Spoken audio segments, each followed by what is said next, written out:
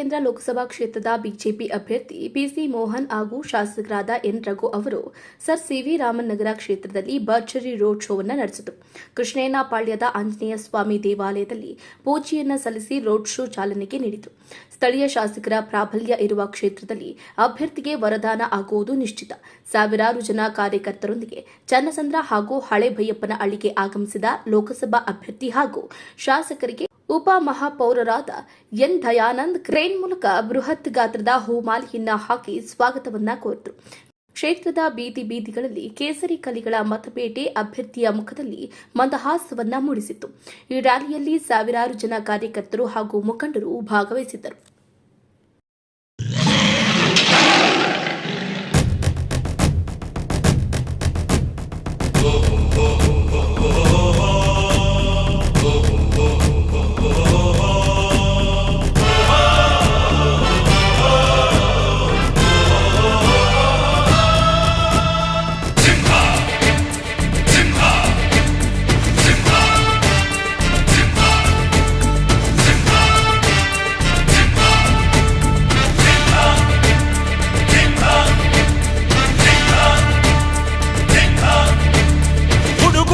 ಗುಡುಗಿನಲು ಎದೆಗುಂದದೆ ಆರ್ಭಟಿಸಿದೆ. ಸಿಡಿ ಸಿಡಿಯುವ ಸಿಡಿಲಿನಲು ಅಂಜದೆಯೇ ಗರ್ಜಿಸಿದೆ. ಹೆಜ್ಜೆಲಿ ಅಚ್ಚೊತ್ತಿದೆ ಕಟು ಸತ್ಯವು ಧರ್ಮ. ಕಣ್ಬಿಟ್ಟರೆ ಎದುರಾಣಿಯು ಭಸ್ಮವೇ ನರಸಿಂಹ.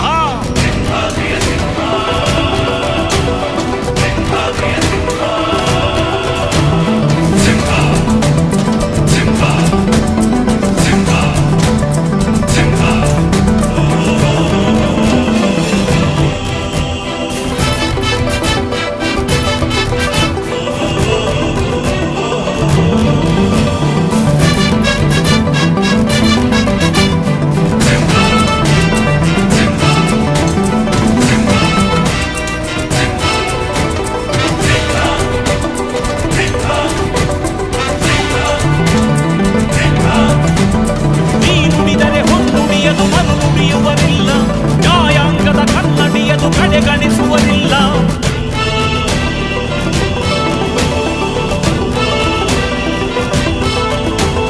ನೀನೆನೆದರೆ ಕಕ್ಕಲ್ಲದು ಬಂಗಾರವು ತಾನೆ.